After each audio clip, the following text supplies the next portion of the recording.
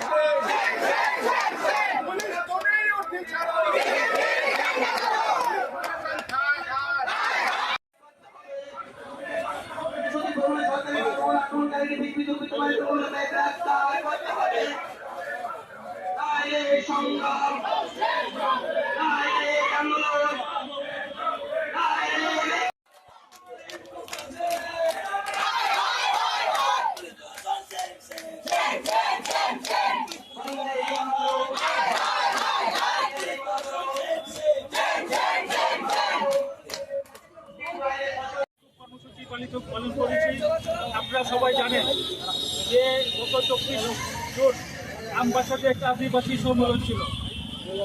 সারা ভারতবর্ষে এবং আমাদের রাজ্যে যখন আদিবাসী, এসসি, ওবিসি এবং সংখ্যালঘুদের উপর আক্রমণ সানিয়ে আনছে, তখন আমাদের কংগ্রেসের নেতৃবৃন্দ যখন তাদের কুকর্মগুলি যখন জনগণের সামনে আনছে, তখন তাদের সহ্য হচ্ছে না।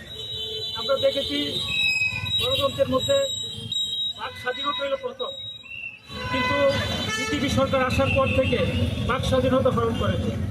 আজকে আমরা সত্যকে সত্য বলতে পারবো না, সত্য বললেই ওরা হামলা হুজ্জুতি করছে। আমাদের ত্রিপুরাতে 18-র আগে এমন হামলা ছিল না। 18-র পর থেকেই আমরা দেখছি বিভিন্ন জায়গায় হামলা হুজ্জুতি, বাইক বাহিনীর আক্রমণ হচ্ছে। আমরা হুঁশিয়ার করে দিতে চাই, আমরা অনেক সহ্য করেছি, আর সহ্য করবো না।